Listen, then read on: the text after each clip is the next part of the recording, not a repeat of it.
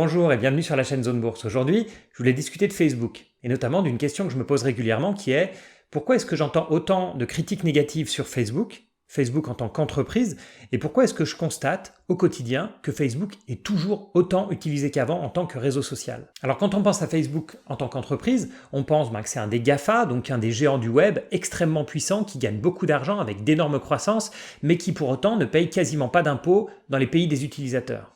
Et on pense aussi à tous ces scandales liés à l'utilisation des données par Facebook. Donc on a l'affaire Cambridge Analytica, et pas seulement, il y en a eu d'autres qui sont sortis. Et puis toutes ces rumeurs qu'on a, comme quoi Facebook écouterait nos conversations téléphoniques ou même écouterait juste nos téléphones mobiles quand ils sont posés sur la table. Alors je vais commencer par revenir sur l'affaire Cambridge Analytica. On connaît le nom, mais souvent on a un peu de mal à comprendre les détails de cette affaire. Alors Cambridge Analytica, c'est une société qui a été créée en 2012, qui fait de la collecte et du traitement des données. Donc elle a été créée par plusieurs personnes, mais entre autres Steve Bannon, donc l'ultra-conservateur américain, dont le but était de surfer sur la vague anti-élite américaine pour faire émerger un nouveau candidat en dehors des partis traditionnels. Alors ça a d'abord été Ted Cruz, et puis, suite à son échec aux primaires de l'élection présidentielle américaine, ils se sont mis à supporter Donald Trump. Et parallèlement, Cambridge Analytica a participé et a soutenu la campagne pro-Brexit au Royaume-Uni. Alors autant Trump aurait probablement gagné même sans le soutien de cette entreprise, ce que disent les spécialistes, c'est que le Brexit n'aurait probablement pas gagné sans l'énorme marketing politique qui a été fait par Cambridge Analytica. Alors quel est le lien avec Facebook ? En fait, tout démarre par un test de personnalité, comme on voit régulièrement sur Facebook, et qui s'appelait « This is your digital life ». Et en fait, qui était un test avec des questions toutes bêtes et très simplistes, et les gens répondaient de manière volontaire. Alors bien sûr, le but pour Cambridge Analytica, c'était de récupérer les données issues du test, mais pas seulement, c'était aussi de récupérer les données qui concernaient l'utilisation en fait de Facebook par les personnes, donc les pages qu'elles like, un peu leur historique de navigation. Jusqu'ici, on va dire que c'est un petit peu limite, mais ça reste correct. Mais ce qui s'est passé, la faille dans le système, c'est qu'en fait, ils ont réussi à récupérer toutes les données Facebook des amis des participants au questionnaire. Alors au lieu de récolter donc les données des tests de quelques centaines de milliers de personnes, ce qui était déjà bien parce que le test était devenu viral, ils se sont mis à récupérer les données de dizaines de millions de personnes sur Facebook. Et ces données, en fait, ils les ont utilisées pour cibler au maximum les publicités politiques qui étaient ensuite envoyées sur Facebook. Donc par exemple, si vous étiez un peu fan de théorie du complot, ils allaient vous envoyer des vidéos de pubs démontrant en fait des complots contre Hillary Clinton. Et en fait, ils allaient très loin dans l'analyse des données puisqu'ils ont trouvé des corrélations, par exemple, entre les personnes qui likaient une page anti-Israël et le fait qu'ils aimaient les baskets Nike et les Kit Kat. Et donc ensuite, je sais que ça part un peu fou, moi je crois pas du tout à ce type de corrélation, mais après, ils allaient targeter donc les personnes qui aimaient par exemple les Nike et les Kit Kat pour leur envoyer donc des campagnes de marketing politique qui utilisaient ce biais-là. Et s'ils avaient une corrélation avec des personnes qui étaient plutôt amies d'Israël, ils allaient targeter une autre campagne de vidéo et de marketing politique. Alors pour être clair, c'est pas Facebook qui a mal agi, c'est vraiment Cambridge Analytica. La première raison, c'est qu'en fait ce test de personnalité n'était pas destiné à une utilisation des données de ce type-là, c'était soi-disant pour de la recherche, et ensuite ils ont réussi à aspirer beaucoup plus de données qu'ils auraient dû.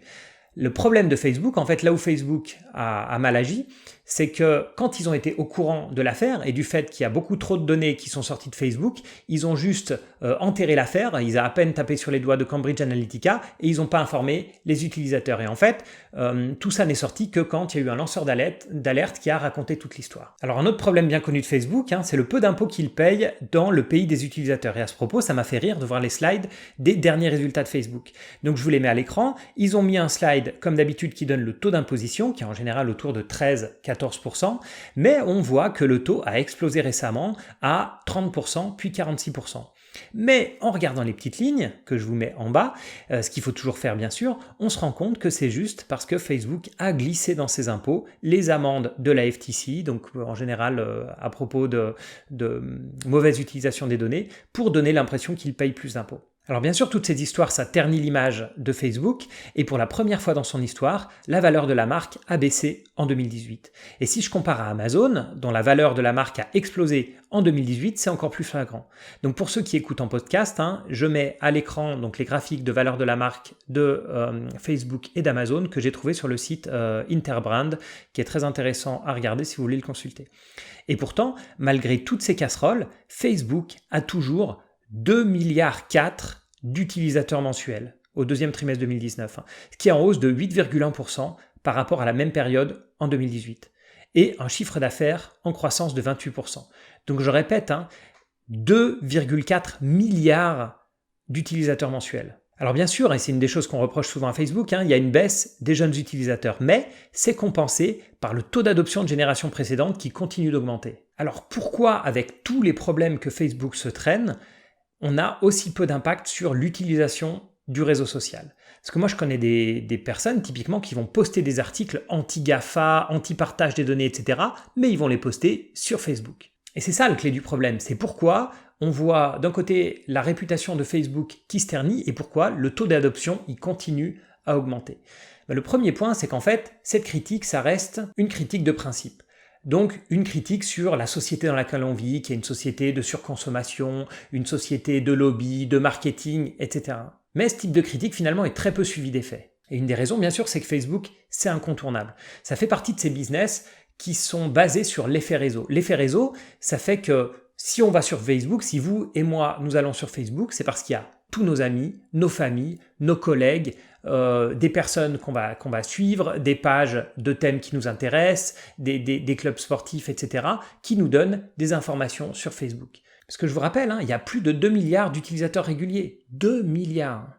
Et ça, c'est très difficile à contrer. Et même si, parce que vous n'êtes pas d'accord avec l'éthique de Facebook, vous voulez sortir de ce réseau, ça va être très difficile aussi de sortir de WhatsApp, d'Instagram, etc. et de toute la galaxie Facebook. Si je prends mon cas, autant je pourrais relativement facilement ne pas utiliser Facebook, autant j'aurais beaucoup de mal à ne pas utiliser WhatsApp parce que je trouve que c'est vraiment un outil de communication et notamment de communication de groupe qui est super pratique. Alors une autre raison qui fait que les utilisateurs ne partent pas, c'est le fait que oui, même si on ne trouve pas très éthique l'utilisation des données qui est faite par Facebook, beaucoup de personnes se disent que finalement, ce qu'elles partagent sur Facebook, ce sont des données qui sont pas confidentielles, elles n'ont rien à cacher, ce sont des photos de vacances, des choses comme ça. Et finalement, le fait que ça puisse potentiellement être public ou revendu ou utilisé à des fins publicitaires, ça leur pose pas tant de problèmes que ça.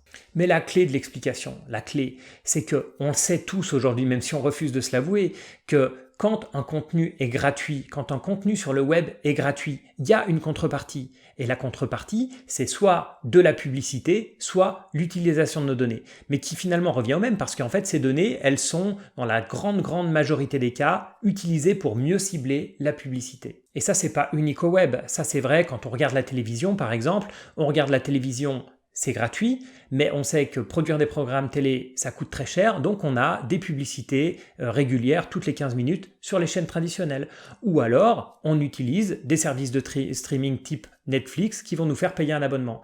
Mais au final, rien n'est gratuit. Soit on accepte de regarder de la publicité pour avoir un contenu gratuit, soit on accepte de payer pour avoir du contenu au prix qu'il coûte réellement.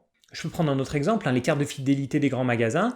On peut se dire que oui, on peut avoir des réductions en utilisant ces cartes, mais en fait, leur but principal, c'est de traquer vos activités, voir les produits que vous aimez le plus et pouvoir utiliser vos données, soit pour les revendre, soit pour mieux cibler les publicités qu'elles vont vous envoyer.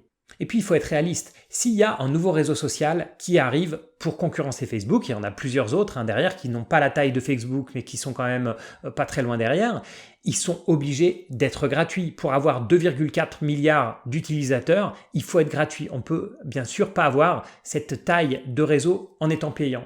Et donc, ce nouvel arrivant, forcément, pour être gratuit, il devra utiliser vos données pour les revendre ou pour faire de la publicité très ciblée comme le fait Facebook. Et puis par rapport à ce potentiel nouvel entrant, l'avantage de Facebook, c'est Facebook, ils se sont déjà fait prendre la main dans le sac sur l'utilisation de nos données, ils se sont déjà fait taper sur les doigts, ils ont déjà payé plusieurs milliards d'amendes, notamment par la Federal Trade Commission aux États-Unis, la FTC, parce qu'ils ne respectaient pas bien les conditions d'utilisation de Facebook. Donc on se dit que finalement, le fait qu'ils se soient déjà fait avoir, ils ont des départements de déontologie et d'éthique qui contiennent des milliers de personnes, réellement des milliers de personnes chez Facebook. Donc finalement, ils sont peut-être pas pires que les autres et avec le temps, ils vont s'améliorer parce que s'ils continuent à se faire prendre la main dans le sac, ils devront payer des amendes de plus en plus grosses. Puis je pense qu'il y a autre chose aussi qui fait que même si on sait qu'il y a des problèmes d'éthique qui ont eu lieu dans le passé chez Facebook, on reste malgré tout utilisateur du réseau, c'est le fait que, mais si je prends l'exemple de Cambridge Analytica, on pense tous être assez peu influençables et je pense que la plupart d'entre nous, nous pensons que si on voyait des pubs sur Facebook, finalement orientées politiquement, ce qui n'existe pas dans la plupart des pays d'Europe, mais ce qui existe beaucoup aux États-Unis, si on voyait ce type de pub, ça changerait pas forcément notre avis sur la question parce qu'on est très fort et on se laisse pas influencer. Et donc je pense qu'il y a ce côté, voilà, finalement mes données elles n'ont pas tant d'importance que ça me permet d'utiliser un réseau social gratuitement dont je n'ai pas l'équivalent ailleurs. Et puis finalement, même s'il y a des pubs qui essayent de me faire changer d'avis, moi comme je suis très fort psychologiquement, ça ne me fait pas changer de point de vue et je ne suis pas influencé. Et puis pour revenir à l'impact économique, bien sûr, la croissance de Facebook, elle ralentit. Donc on est à 28% en un an contre 42% à la même période l'année dernière. On a une baisse du prix des publicités et puis le marché il est saturé dans les pays développés, ça c'est clair. Mais Facebook continue de croître, avec des opportunités en Inde, aux Philippines, en Indonésie. Seul bémol, un utilisateur dans ces pays-là, il rapporte 10 fois moins qu'un Américain. Donc à l'écran, je vous montre le fameux Average Revenue per User, donc le revenu par utilisateur, qui est une des métriques les plus utilisées donc dans ce type de business, qui est de 33 $ aux États-Unis, qui est de 10 $ en Europe et de 3 $ en Asie. Et puis bien sûr, avec l'arrivée de la Libra, leur crypto-monnaie en 2020 et leur portefeuille Calibra, l'application Calibra, ça fait un autre levier de développement pour Facebook. Alors oui, on déteste aimer Facebook ou alors on aime détester Facebook, mais en tout cas, on annonce la mort de Facebook depuis des années, c'est un réseau qui est pour les vieux, les jeunes, ils préfèrent Snapchat ou d'autres réseaux sociaux, mais n'empêche que Facebook est toujours là, avec WhatsApp et Instagram, donc ils ont un réseau qui est de plus en plus grand, avec la Libra qui arrive, ils vont avoir encore une influence qui est grandissante. À mon avis, il faut se méfier de Mark Zuckerberg, il a plus d'un tour dans son sac, ils ont énormément de talent chez Facebook, donc je pense que c'est pas une entreprise qu'il faut enterrer trop tôt et je pense qu'ils peuvent encore nous surprendre à l'avenir. Voilà, je vous remercie beaucoup d'avoir regardé cette vidéo. Abonnez-vous pour avoir des vidéos de ce type-là encore et cliquez sur la petite cloche sur YouTube si vous voulez recevoir les notifications. Mettez-moi un like si la vidéo vous a plu et puis je vous dis à bientôt pour d'autres vidéos ou d'autres podcasts.